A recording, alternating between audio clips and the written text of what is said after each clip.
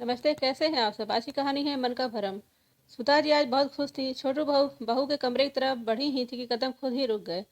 माँ को अपने साथ लेकर नहीं जाना है। दिन भर यहाँ काम करते रहो और वहाँ भी जाकर बस उनके आगे पीछे दौड़ते रहो। जैसे लगता है कोई और सी दुनिया में आ गए हैं। बस बहुत हुआ, आप मना कर दो।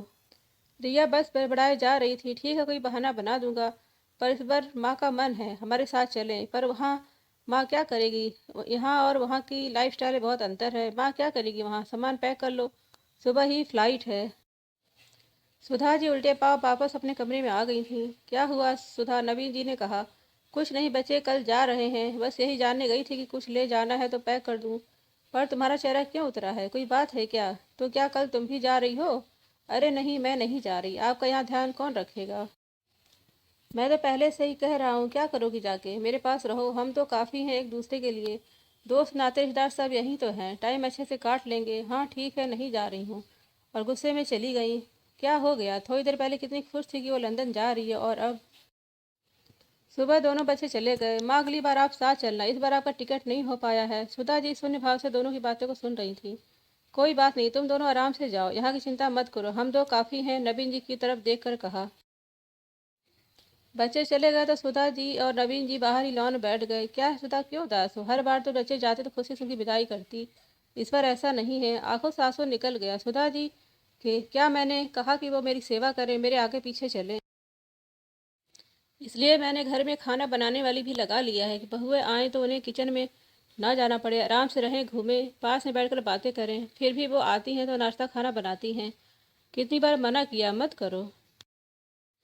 मुझे क्या पता, वो अपनी मर्जी से नहीं, मजबूरी में कर रही हैं। मैं तो उनके साथ कभी नहीं जाना चाहती थी। वही दोनों बार बार माँ साथ चले, हमारे साथ भी रह लें। नवीन जी ने कितना समझाया, जाने दो, वो अपनी ज़िंदगी में बस खुश रहें। यहाँ क्या कोई कमी है? हम आराम से रह लेंगे। पर सुधा जी का मन शांत नहीं था। अच्छा चलो, कहीं घूम कर आते हैं, मन भी शांत हो जाएगा। कार निकाली और मंदिर की ओर चल दिए। वो शहर से बाहर निकल आए थे। क्या हम रास्ता भूल गए हैं सुधा? पता नहीं, कार तो आप चला रहे हैं। हाँ लगता तो है गलत रास्ते पर आ गए हैं। तभी सामने छोटी दुकान दिखी। चलो कुछ खा लेते हैं और आगे का रास्ता भी पूछ लेंगे। कार दुकान के पास रोक कर दोनों पास में पड़ी बेंच पर बैठ गए। दुकान में एक बुजुर्ग महिला थी।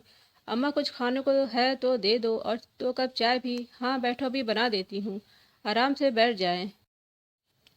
अम्मा चाय बनाने लगी और साथ में कुछ गुनगुना भी रही थी। पास में खेलती चिड़ियों को दाना भी डाल दी। दुकान के चारों तरफ फूल के पौधे भी लगे थे, फूल भी खिले थे। बहुत शांति थी। सुधा जी चुपचाप अम्मा को देख रही थी। थोड़ी ही देर में चाय बन गई। आप अकेले ही रहती हैं? सुधा जी ने पूछा। अरे नहीं, मैं अकेले कहाँ हूँ, ये गौरैया रहती है ना मेरे साथ। अम्मा ने खुश होकर कहा। आपके बच्चे नहीं हैं क्या? मेरे 3 बेटे हैं, सब बड़ी सी नौकरी करते हैं। अम्मा ने कहा। तो आप अकेले ही क्यों रहती हैं? बेटे आते हैं कभी कभी, कहते हैं अम्मा साथ चलो। एक बार गई भी तो वहाँ का रहन सहन मुझे समझ में नहीं आया। उनकी एक अलग दुनिया है। मेरी तो पूरी ज़िंदगी यहीं गांव में ही गुजरी है। मैं रह नहीं पाई। बहुओं को भी परेशानी होती है मेरे कारण, कोई शिकायत नहीं है उनसे, बस वो खुश रहें। मेरा काम था उनको पढ़ा लिखा कर एक योग्य इंसान बनाना, सो वो बन गए। मेरा कर्तव्य पूरा हो गया। मेरा दिन इन्हीं चिड़ियों के साथ बीत जाता है, और कोई भूला भटकर आ जाता है तो 2 बातें उनसे भी कर लेती हूँ। अम्मा, डर नहीं लगता यहाँ आपको? कोई घर भी नहीं आसपास? नवे जी ने पूछा। नहीं बेटा, मेरे पास ही क्या है जो कोई ले जाएगा? 2-4 बर्तन और कुछ कपड़े ही तो हैं, क्या कोई ले जाएगा? रात में कोई रास्ता भूल जाता है तो यहीं रुक जाता है, उसको भी सहारा हो जाता है। सुधा जी का मन अब शांत हो गया था। उन्होंने अम्मा को धन्यवाद किया, रास्ता पूछकर वापस लौट पड़े। मन का भ्रम था कि बच्चे हमेशा साथ रहेंगे, उनकी भी जिंदगी है। मेरे साथ तो नवीन जी हैं, फिर मैं कहाँ अकेली हूँ। जब भी बच्चे आएंगे खुले दिल से उनका स्वागत करूंगी, बिना किसी आशा के। कार में अपनी पसंद का गाना लगाया और गुनगुनाते सुधा जी और नवीन जी घर वापस लौट पड़े, एक नई आशा और विश्वास के साथ। आज की कहानी मन का भरम आपको कैसी लगी? यदि आपको पसंद आती तो प्लीज़ लाइक एंड सब्सक्राइब कर दे। धन्यवाद।